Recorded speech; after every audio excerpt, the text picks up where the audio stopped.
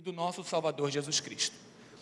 Então, a partir do verso 13, Pedro diz, eu estou lembrando, eu mudei por causa disso. Muito obrigado, hein, meu irmão. Eu estou mudando da experiência que eu tive, mas vocês querem saber como eu mudei? Olha, eu vou começar a dizer a vocês a partir do versículo 1. Ele diz, eu estou escrevendo para aqueles que alcançaram comigo fé igualmente preciosa no Senhor Jesus. Primeiro, mude permanentemente. Primeira proposição, desenvolvendo uma fé preciosa no Senhor Jesus Cristo. Fundamento básico. Primeiro lugar, mude permanentemente, desenvolvendo uma fé preciosa no Senhor Jesus Cristo. Desenvolvendo, não é apenas tendo. O termo que eu entendo que o texto sugere é que nós venhamos a desenvolver a fé. Não apenas crer em Jesus Cristo, mas Pedro escreve aqueles que têm fé preciosa no Senhor Jesus, mas no final de vida ele já desenvolveu essa fé, no final de vida ele já tem caminhado com essa fé. Mas o que eu quero dizer como desenvolver a fé preciosa no Senhor Jesus Cristo? Irmãos, pensem comigo na vida de Pedro, como Pedro aprendeu tão osmoticamente acerca da vida de Cristo.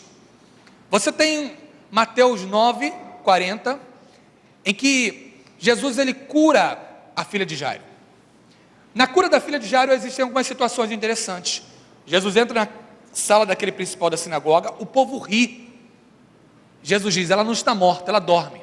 Ah, Jesus, o senhor está brincando.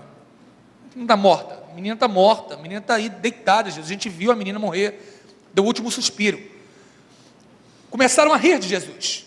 Jesus toma a seguinte atitude, coloca o pessoal para fora, diz, peça o pessoal para se retirar.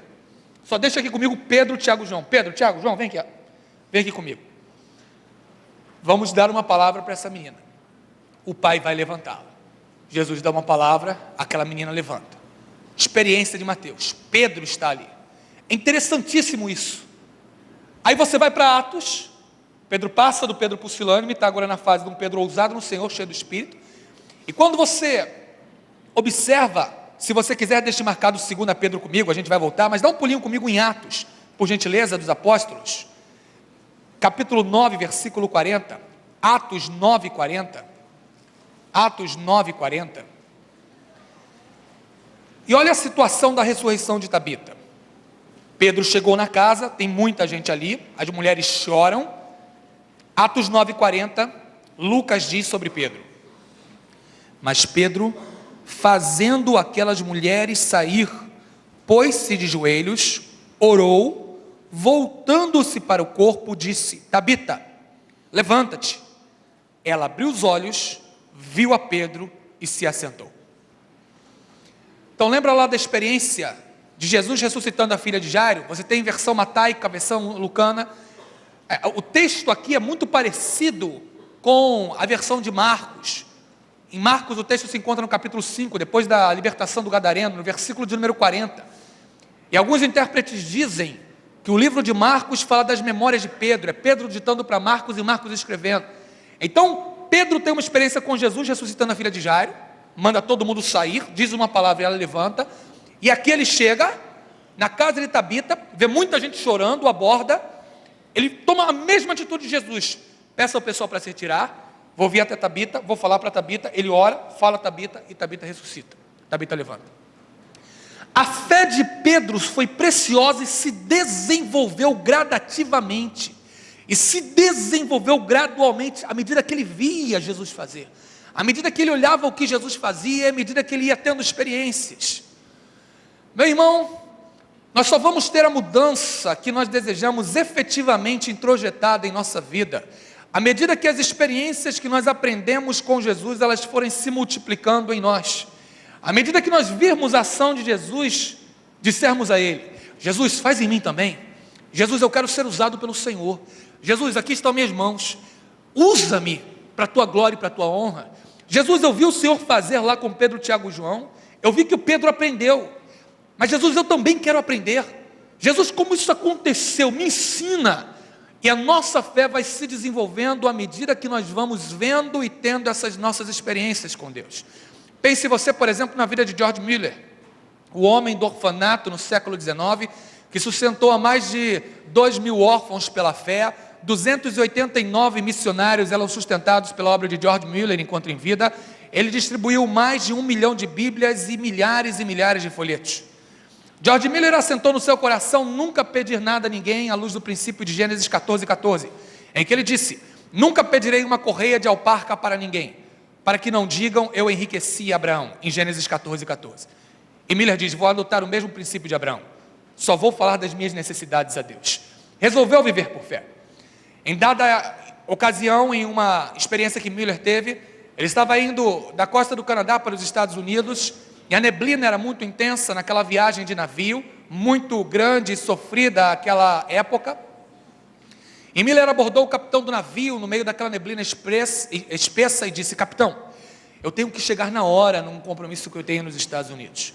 O navio está indo muito devagar, o senhor não pode apressar um pouco mais o navio? E o capitão disse: você não está vendo que a neblina está muito intensa? Eu não tenho como fazer com que o navio vá mais rápido no meio dessa neblina. Mas capitão, eu nunca cheguei atrasado em um compromisso, eu preciso chegar lá na hora. O senhor permite que eu ore para que essa neblina se desanuvie? E ele disse: fique à vontade.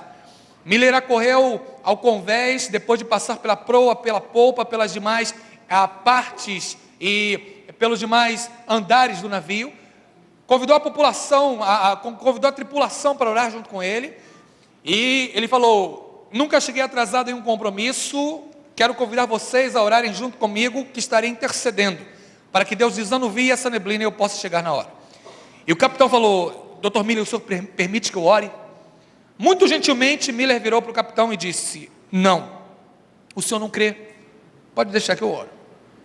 Com simplicidade, sem qualquer vaidade ou soberba no seu coração, Mueller orou com a simplicidade e sublimidade de uma criança, dizendo: Deus, nunca cheguei atrasado em um compromisso. Eu acredito que não será hoje que o Senhor permitirá que eu chegue atrasado, por isso eu te peço, desanuvie essa neblina, para que eu chegue a tempo nesse compromisso. Em meia hora a neblina tinha saído, o capitão pôde colocar o motor de uma forma mais intensa e Mueller chegou na hora. Essa experiência é narrada na biografia de George Mueller, por meio da entrevista que o filho de George Mueller fez com o capitão do navio. Ele disse que a partir dali a sua fé se robusteceu um pouco mais. Mueller foi um homem que desenvolveu a sua fé. Ele não sustentou 2.000 órfãos da noite para o dia. Pegou 1, 2, 3, 4, 5, ia comprando as casas. Deus ia permitindo com que a obra de Mueller fosse se expandindo, se acelerando cada vez mais. E ao final da sua vida, milhares foram abençoados pela vida e obra de Mueller. Pelas experiências que George Mueller ia tendo com Deus, a sua mudança de um homem que precisava de mais fé para um homem cheio de fé, ela foi se cristalizando na sua vida. Mudaremos para sempre à medida que desenvolvermos a fé preciosa no nosso Senhor Jesus Cristo por meio de experiências de fé.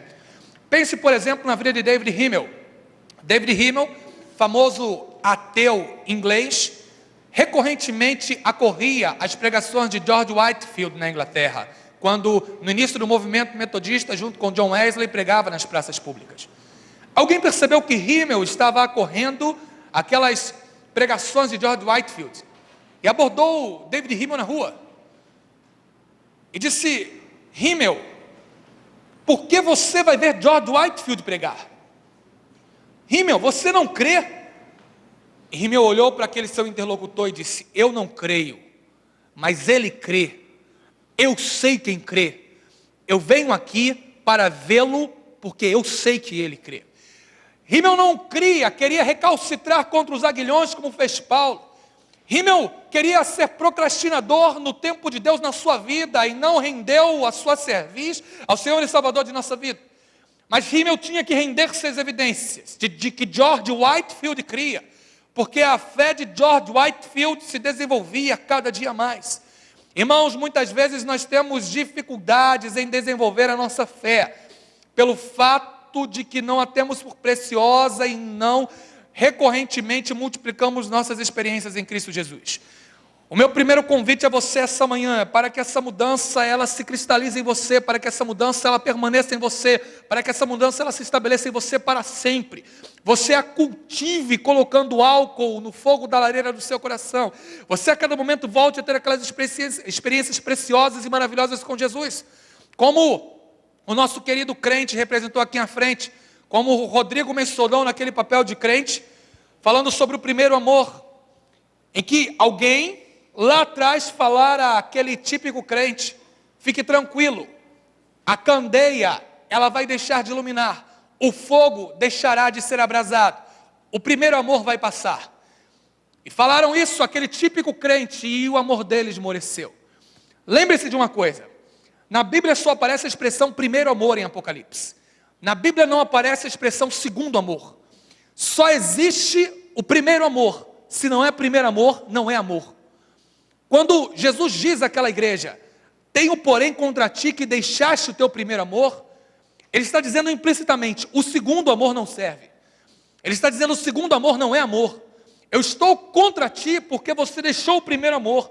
E se deixou a primeira forma de amar, em que o coração era aquecido por Deus, o segundo amor não é um amor que é uma qualidade bíblica, que é uma qualidade pertinente. É um amor frio não é um amor que faz a diferença.